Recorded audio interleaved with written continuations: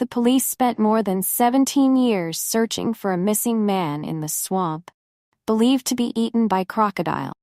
In the end, the scary thing is not the crocodile, but the human conscience. Because of greed and blind love, the people we love have become traitors. Compared to this cold-blooded reptile, they are more scary.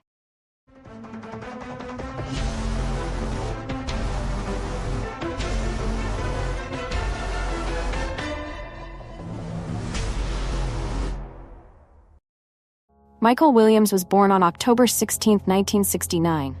He is a successful man who seems to have it all. A successful career in real estate, a happy family with a beautiful wife and a cute daughter. They live in a lovely house in a wealthy area of Tallahassee.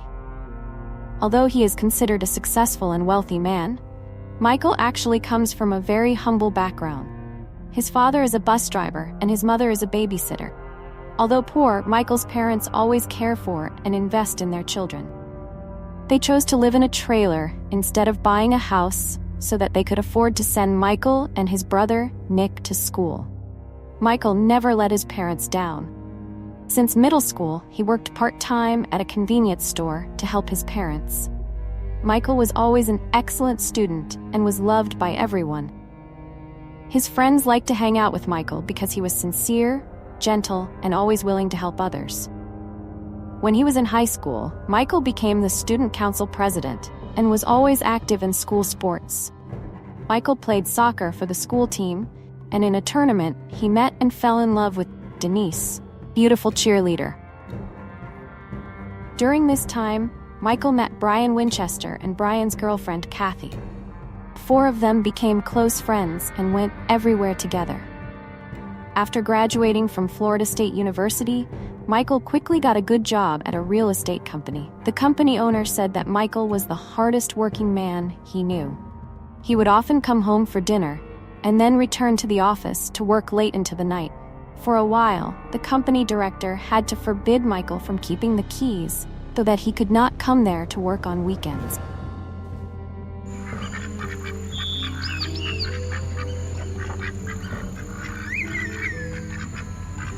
In addition to his workaholic nature, Michael also had another hobby: duck hunting.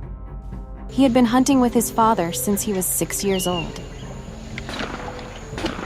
In 1994, Michael married Denise, while Brian married Kathy shortly after. 5 years later, Michael and Denise had their first daughter, Ansley. Was totally overwhelmed. She was due Tuesday, and she would have made me wait a whole nother year for Mother's Day, so she came yesterday so I could enjoy this day today with her. It was unbelievable. I have a whole new respect for my wife and women in general and what they go through to bring a new child, new life into the world. Friends said that Michael was as devoted to his family as he was to his work. He loved his wife and children and tried to give them the best life possible. However, the human heart is a difficult thing to understand. Denise became increasingly cold to Michael. She no longer loved her husband. No matter how hard Michael tried, he could not please Denise. Just breathing was enough to make his wife uncomfortable. Denise grew up in a religious family that believed divorce was a sin. Denise could not and did not want to divorce, not only because of her deeply ingrained religious beliefs, but also because Denise did not want to share custody of her children. Meanwhile, poor Michael tried everything to save the marriage. He asked Denise to go to family counseling and begged her to go on a trip. Denise refused. Michael was naive and did not know that he would never be able to win Denise back, because for years she had been secretly having an affair with his best friend, Brian Winchester.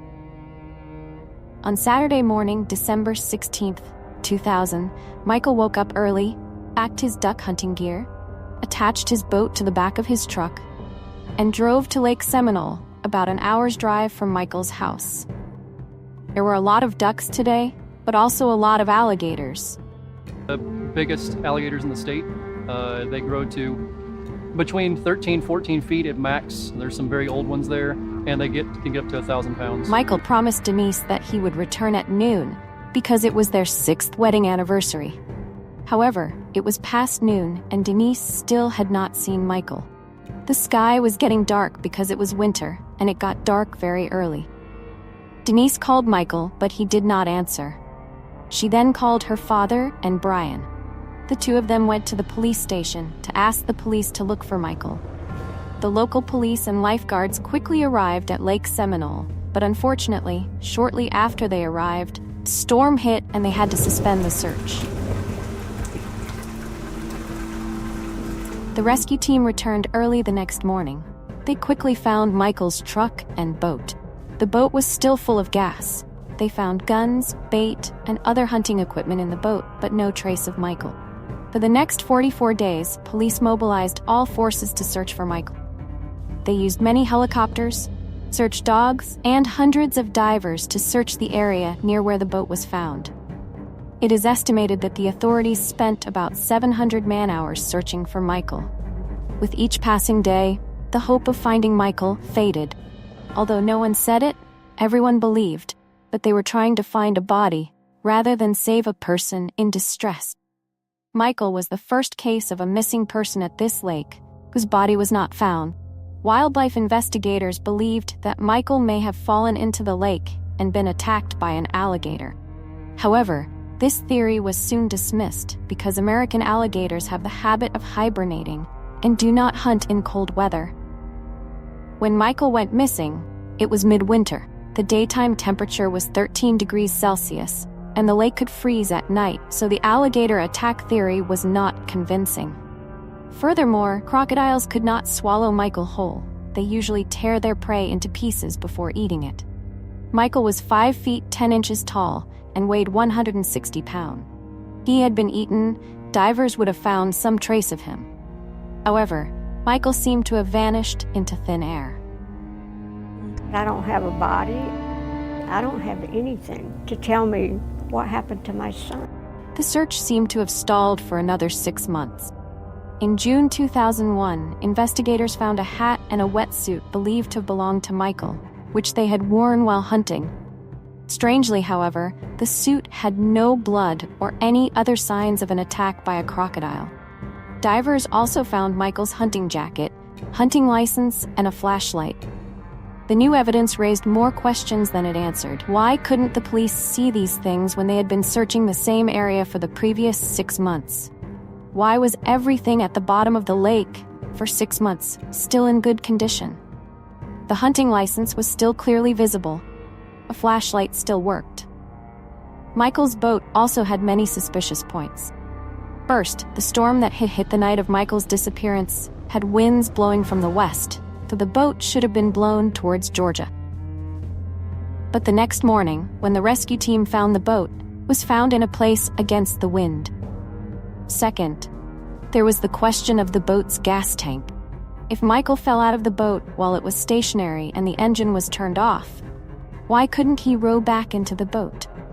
If Michael fell out of the boat while it was running, according to the switch, the boat would continue to run in circles until it ran out of gas. Meanwhile, when the boat was found, the gas tank was still full. Despite many unusual points in Michael's mysterious disappearance, police were unable to find his body or any evidence to continue the investigation. Gradually, Michael's disappearance became a frozen case and was forgotten. Denise seemed to accept the truth soon. She held a funeral for Michael even though his body was not found. In Florida, when someone goes missing, it takes 5 years for that person to be legally declared dead. However, just 6 months after Michael went missing, Denise applied for a death certificate and held a funeral, even though his body was not found. Denise seemed to want to start a new life and did not want to dig up Michael's disappearance again. On the contrary, Cheryl Williams, Michael's mother, never gave up hope of finding her son. She did everything she could to keep her son from being forgotten. Despite her advanced age, Cheryl went out every day to hand out flyers and hold a wanted poster. Some friends helped her raise money to put up billboards and search for clues by placing ads in the local newspaper. She wrote thousands of handwritten letters to the governor and other authorities, begging them to investigate her son's disappearance further. However, this made Denise extremely angry. She threatened Cheryl that if she tried to involve investigators again, she would never let her see her granddaughter Ansley. She said, "That's different. I have to go on with my life. I don't ever want to hear Mike's name. I don't ever want to see Mike's face. Denise's strange reaction made many people suspicious. Normally, wives whose husbands had disappeared would be eager to do everything possible to clear things up, but it seemed that Denise just wanted everyone to forget about it. Just a few months after Michael's disappearance, while the search was still ongoing, Denise went to the insurance company to file the paperwork to inherit Michael's life insurance. It turned out that 6 months before Michael went missing, he had purchased one of the highest insurance policies worth $1.5 million. The person who sold it to Michael was Brian, a close friend whom Michael trusted completely. Shortly after Michael disappeared, Brian filed for divorce from his wife and openly dated Denise. In 2005, Denise and Brian were officially married. Brian moved in with Denise in the house that Michael had previously lived in. Meanwhile, Cheryl continued to fight for justice for her son. She compiled 27 pages of notes into a dossier and sent 9,000 letters to the governor of Florida over the course of 9 years.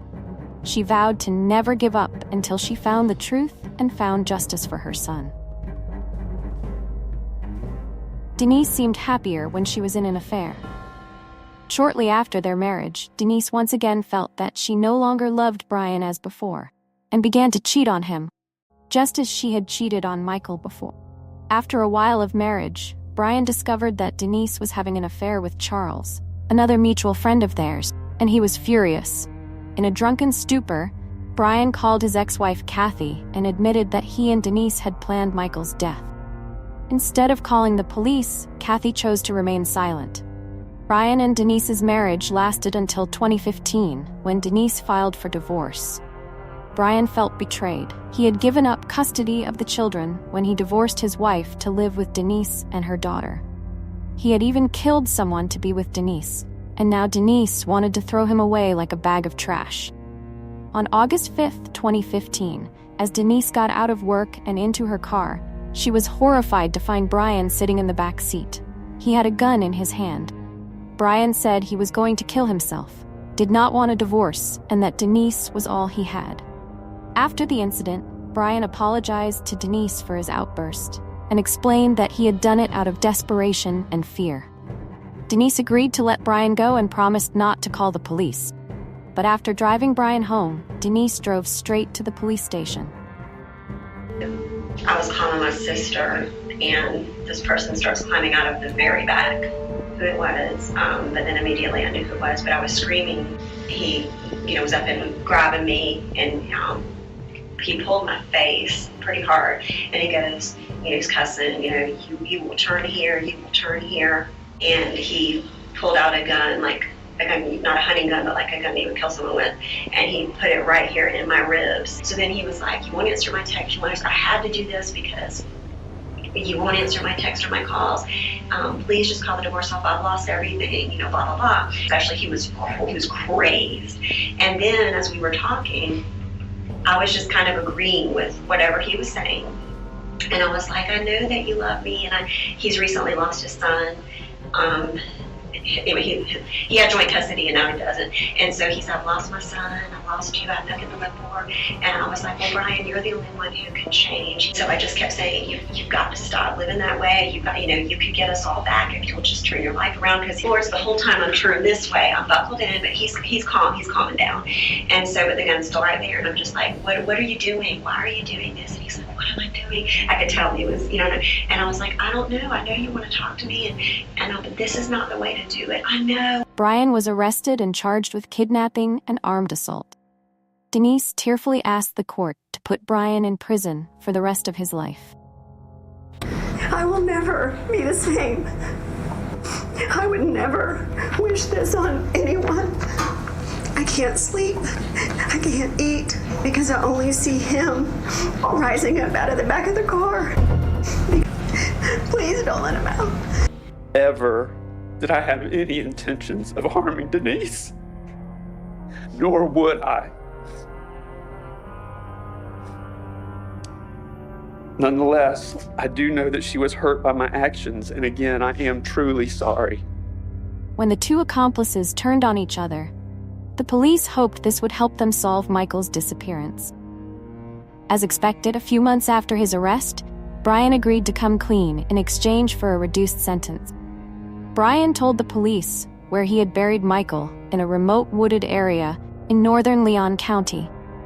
Brian admitted that his affair with Denise had begun in 1997, 3 years before Michael was murdered. When did it start?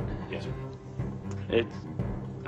The date that we used was October 13th, 1997, but there was a lot that led up to that point. At one point, I found a note in my first wife, Kathy's purse, and basically I came to realize that she had been cheating on me or was cheating on me with another friend from high school named Gavin, and it crushed me. I began to look outside of my marriage. It led me to eventually end up with Denise. It snowballed really fast. We started meeting in hotels. We started meeting during the workday. We started meeting whenever we had the opportunity. If Mike was at work, the more we were together, the more we wanted to be together. We eventually started talking about options and ways that we could be together. Denise, she did not want to get divorced. One of the options, Mike worked a lot at night up at his office, and one of the options was that we could make it look as if there was a burglary of some sort up at his office and that he got shot. Denise didn't like that idea. I didn't like that idea, and Denise didn't like that idea, but primarily because there would be an investigation if something like that occurred. So another idea, we all used to go out on boats a lot, and Mike had a boat, and another option was that the four of us would go out on a boat out into the Gulf, and basically that Kathy and Mike would be pushed overboard, and that Denise and I would find a buoy way offshore that we could hold on to and either let the boat sink or let the boat take off on its own or whatever, and make it look like we had an accident on the water, and that Denise and I had survived the accident. I had no desire whatsoever for anything to happen to Kathy. I didn't really emphasize that with Denise because it was not good for me to express affection or care about what happened to Kathy with Denise. But silently to myself, I was never going to allow anything to happen to my son's mom. Another scenario that we came up with was Mike and I going on a hunting trip together, and there being an accident where both he and I ended up in the water, and he drowned and I did not. Denise liked this idea. Denise said she wanted to act early, while her daughter was young enough to quickly forget her father. They initially chose December 9th, 2000 as the date to carry out the plan, but that morning, Denise changed her mind and called Brian to say they should cancel the plan. Brian was both relieved and troubled, but a few days later, Denise changed her mind again, and they chose December 16th as Michael's fateful day. And so I told him about this, great spot that we were going to go, and he needed to bring his waders.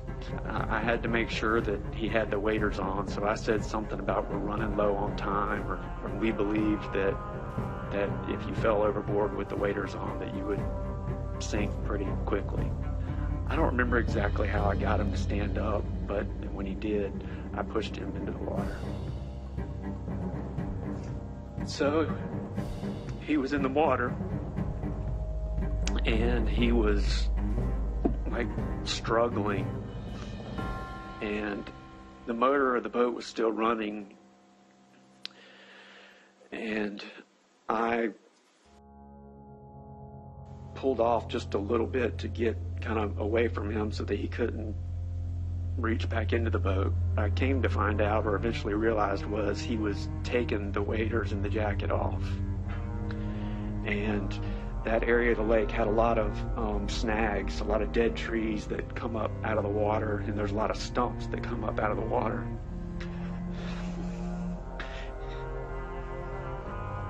And he swam over one of those stumps and held on to it. And he was panicking, and I was panicking. He started to yell.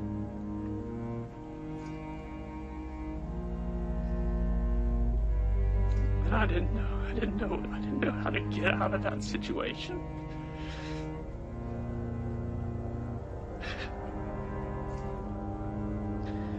And so I had my gun in the boat.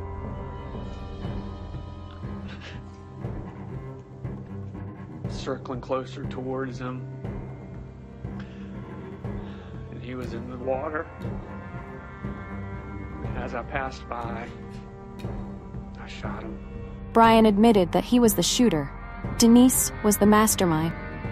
On May 8, 2018, Denise was arrested while she was preparing for her daughter's 19th birthday party. She was convicted of first-degree murder and sentenced to life in prison without parole. Denise's legal team immediately filed an appeal. In 2020, the court overturned Denise's murder conviction. However, her attempted murder conviction was upheld. She was sentenced to 30 years in prison. Because Brian cooperated with the police, his sentence was reduced to 20 years. Judge Hankinson, for the next 17 years, I made telephone calls, put up missing person signs, compiled my notes into a book, and had people post on social media for me. With the help of friends, we raised money and put up billboards. I bought ads in the Tallahassee Democrat and asking everyone to help me find Mike. They told me Mike drowned and got eaten by alligators, and there was no need for an investigation. They laughed at me and called me crazy. There is no manual to tell a mother what to do when her child goes missing. I just did what God put on my heart to do. Judge Hankinson, for the rest of my life, when I try to sleep at night, I will see my son clinging to a tree stump in Lake Seminole in the dark, knowing that his best friend is trying to kill him. I hear his voice screaming for help. I wasn't there to help him. It will haunt me forever. My son's horrific death demands justice. With today's sentencing of Denise Merrill Williams Winchester, I believe justice will have been served. Denise maintained her innocence throughout. She said she knew nothing about the plan to kill Michael. Most people who followed the case did not believe her innocence, but there were still some who believed she was wrongly convicted, her daughter being one of them. Cheryl Williams, the mother of the unfortunate victim, cried in court when justice was finally served, although she said she would never be happy that Michael was gone forever. That is a fact that cannot be changed, no matter how many years have passed. Michael was a wonderful, loyal man who always put his family first, but he received the ultimate betrayal from the people he loved and trusted the most. It took 20 years for justice to be served, but his mother's love and fight were admirable. Michael was clearly not the only victim in this case. Everyone felt sorry for Ansley, the daughter. She lost her father at a young age, grew up with her mother and stepfather, only to discover that she had been calling her father's killer Dad for years. Ansley believed in her mother's innocence, but that made her hate her grandmother because she thought she was the reason her mother was arrested. Regardless, Ansley was ultimately the child who lost the most to the greed, selfishness, and cruelty of adults. Cheryl said that every year on Ansley's birthday, her grandmother and relatives sent birthday greetings to a local newspaper. The girl never returned their calls, but Cheryl never gave up hope.